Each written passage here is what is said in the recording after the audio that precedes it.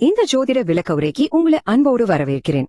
நீங்க பிறந்த அந்த சரியான நேரத்தை வச்சு உங்க வாழ்க்கை, உங்களோட குணாதிசயம், அப்புறம் உங்களுக்கான எதிர்கால திறன், இது எல்லாத்தையும் ரொம்ப துல்லியமா கணிக்கக்கூடிய ஒரு பவர்ஃபுல்லான மேப்பை உருவாக்க முடியும்னு சொன்னா நம்புவீங்களா? அதான் பிறப்பு விளக்கப்படம் அல்லது பர்த் சார்ட். சுருக்கமா சொல்லுனா இது உங்க வாழ்க்கையை டீகோட் செய்வதற்கான முதல் மிக துல்லியமான வரைபடம்.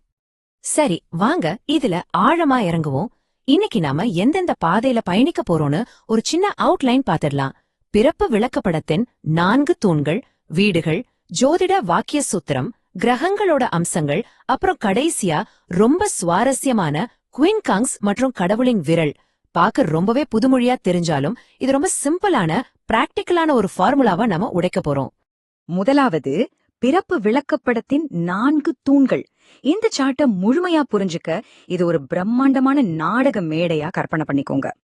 இப்போ ரொம்ப சுவாரஸ்யமான விஷயம் என்னன்னா, இந்த சிக்கலான ஜோதிடம் எப்படி ஒரு நாடக மேடையா மாறுதுன்னு பாருங்க. நம்ம நாடகத்துல கிரகங்கள் தான் நடிகர்கள்.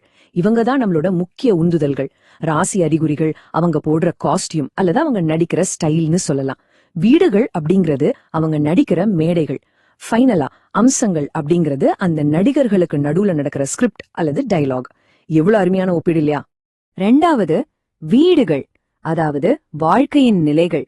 நம்ம நடிகர்கள் எந்த மேடையில நடிக்கிறாங்கன்னு பாக்கணும் இல்லையா? இந்த வீடுகள்ல தான் ஜோதிட சக்திகள் நிஜ உலகத்துல நேரடியாகவே வெளிப்படுது.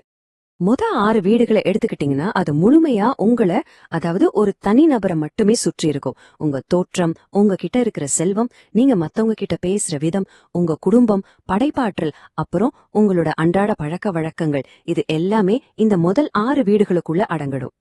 ஆனா மீதமுள்ள 7 முதல் 12 வீடுகள் முற்றிலும் வேறானவை. இது உங்களை தாண்டி சமூகத்தை நோக்கி போகுது. உங்களோட பார்ட்னர்ஷிப், உங்க தொழில், மத்தவங்க கூட பகிர்ந்துக்கிற விஷயங்கள், அப்புறம் ஆன்மீகம்னு எல்லாமே பிரபஞ்சத்தை நோக்கி வெளியில விரிவடையுது.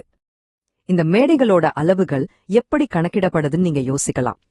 இதுக்கு ஹோல் சைன் அல்லது நீங்க பிறந்த இடத்தை அடிப்படையா வச்சு பிளாசிடஸ் மாதிரியான கணக்கீட்டு முறைகளை பயன்படுத்துறாங்க. ஒவ்வொரு முறையும் உங்க பிறப்பு விளக்கப்படத்துல இந்த வீடுகளை எப்படி துல்லியமா அளவிடுது அப்படிங்கறத இதுதான் தீர்மானிக்குது. 3வது, ஜோதிட வாக்கிய சூத்திரம். சரி, இப்போ ரொம்ப முக்கியமான பகுதிக்கு வந்திருக்கோம். எந்த குழப்பமும் இல்லாம உங்க சார்ட்டை நீங்களே எப்படி படிக்கிறதுன்னு சொல்லி கொடுக்க போற ஒரு மைய சூத்திரத்தை இப்போ பார்க்க போறோம்.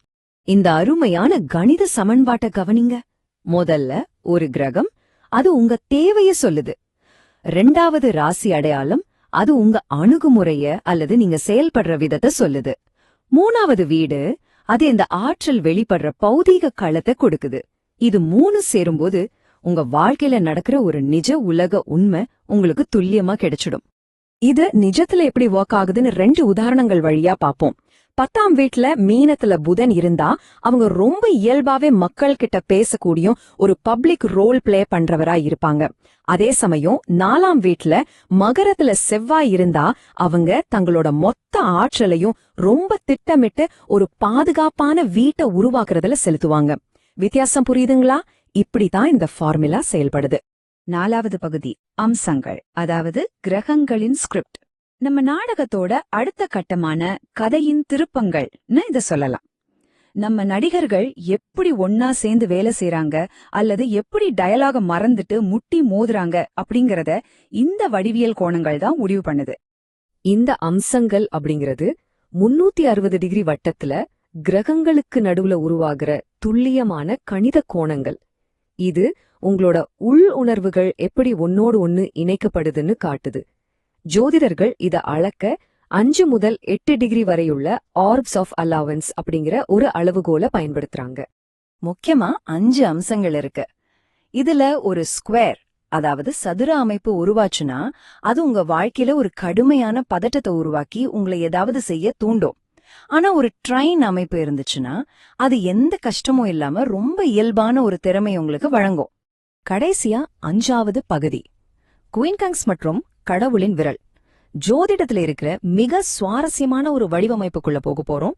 சின்ன சின்ன அம்சங்களையும் நம்ம ஸ்கிரிப்ட்ல வர எதிர்பாராத மிகப்பெரிய திருப்புமான யோட் அமைப்பையும் இப்போ ஆராய போறோம். இந்த குயின் காங்ஸ் அப்படிங்கிறது ஒரு 150 டிகிரி கோணம். இது எப்படி இருக்கும்னா, காரோட ஹேண்ட் பிரேக்கை லேசா போட்டுக்கிட்டே வண்டி ஓட்டினா எப்படி இருக்கும் அப்படி ஒரு நமைச்சல் மாதிரியான ஃபீல் தாங்க. இங்க 2 கிரகங்களுக்கும் சம்பந்தமே இருக்காது. ரெண்டும் வேற வேற மொழியில பேசும். அதனால உங்களோட செயல்பாடுகள்ல நீங்க தொடர்ந்து சின்ன சின்ன அட்ஜஸ்ட்மெண்ட் செஞ்சுக்கிட்டே இருக்க வேண்டியிருக்கும். அடுத்து யார்ட் அல்லது கடவுளின் விரல்னு சொல்லப்படுற மிகச்சிறப்பு வாய்ந்த அமைப்ப பாப்போம். உங்க சார்ட்ல 2 குயின்கங்ஸ் கோணங்கள் சேர்ந்து ஒரு முக்கோணமா உருவாச்சுனா அதுதான் யார்ட். இது உங்களுக்குள்ள ஒரு பெரிய அழுத்தத்தை உருவாக்கி இதுதான் உன் விதியே அப்படிங்கிற மாதிரி ஒரு தவிர்க்க முடியாத வாழ்க்கை பாதையை நோக்கி உங்களை இழுக்கும். இந்த விதியான முக்கோணத்தோட அமைப்பை கொஞ்சம் உத்து பார்த்தோம்னா அதோட அடிப்பகுதியில 2 கிரகங்கள் ரொம்ப இணக்கமா இருக்கும். ஆனா அதோட உச்சி பகுதியில இருக்கிற கிரகம், அதாவது ஏபெக்ஸ் பிளானட், இந்த 2 கிரகங்களோட ஆற்றலையும் ஒரே நேரத்துல தடுத்து நிறுத்துற ஒரு பெரிய இடையூறா செயல்படும். பொதுவா இந்த யார்ட் நம்ம ஆழ மனசுல அமைதியா தூங்கிட்டு இருக்கோம். ஆனா விண்வெளியில நிகழ்நேரத்துல நகருகிற கிரகங்கள், அதாவது டிரான்சிட்ஸ், இந்த யார்டோட செயல்படுத்துதல் புள்ளிகளை தாக்கும் போதுதான் அது விழுத்தலும். அப்போ உங்க வாழ்க்கையில ரொம்ப பெரிய முக்கியமான தெளிவுகளும் மாற்றங்களும் கட்டாயமா நடக்கும். இதுலயே பூமராங் யோட்டுன்னு ஒரு வகை இருக்கு. இங்க என்ன நடக்கும்னா, ஒரு 4வது கிரகம் அந்த உச்ச கிரகத்துக்கு நேர் எதிரே 180 டிகிரில இருக்கும். இந்த உச்சக்கட்ட அழுத்தத்தை வெளியேற்ற ஒரு சேஃப்டி வால்வ் மாதிரி இந்த 4வது கிரகம் செயல்படும். ஆக இதுல நீங்க புரிஞ்சுக்க வேண்டிய முக்கியமான விஷயம் இதுதான்.